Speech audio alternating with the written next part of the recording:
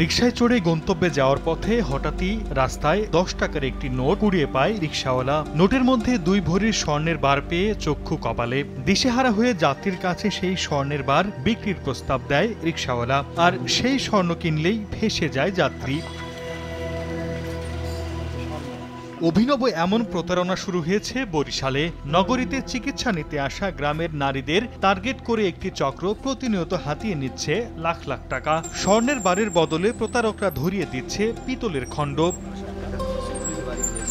মঙ্গলবার নগরীর মরকখোলার পোল এলাকায় অভিযান পরিচালনা করে এই চক্রের এক সদস্যকে গ্রেফতার করে মহানগর গোয়েন্দা পুলিশ। গ্রেফতারের পর প্রতারক চক্রের সদস্য রিকশাওয়ালা জসিম জানান, নগরীর নথুল্লাবাদ এলাকায় গ্রাম থেকে আসা নারীদের টার্গেট করে স্বর্ণের ভুয়া বার বিক্রি করে আসছেন তারা। 3 জনের একটি টিম এই চক্রে কাজ করে। গত 6 মাসে প্রায় অর্ধশত মানুষ তাদের এই ফাঁদে পা দিয়েছেন। 10,000 থেকে শুরু করে অর্ধ লক্ষ টাকা পর্যন্ত হাতিয়ে নিয়েছে তারা।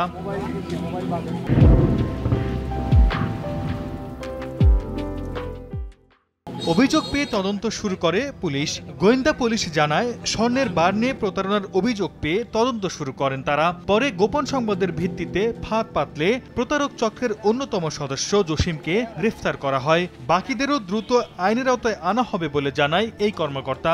স্বর্ণ সাদৃশ্য একটা বিস্কিট থাকে। এদের যে চক্রের সদস্যরা আছে, এদের এই রিকশাওয়ালাকে দেখাইয়ে সামনে ফালায়, শুধু রিকশালাই দেখবে। দেখার পরে এই যাত্রীর সামনেই এরা ওইটা তোলার পরে দেখে একটা চিঠি লেখা থাকে, দেখবে যে এটা স্বর্ণ কেউ ফেলে রাখছে, বা তখন ওই যাত্রীকে অফার দেয় যে আমি এই স্বর্ণটা পেয়েছি, আপনার সাথে।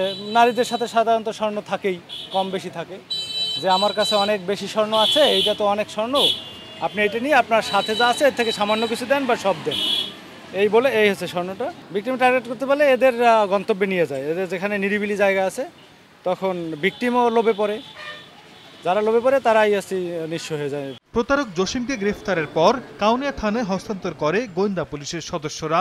জসিমের বাড়ি বরিশাল জেলার উজিরপুরের হস্তিশুণ্ড গ্রামে। সময় সংবাদ, বরিশাল।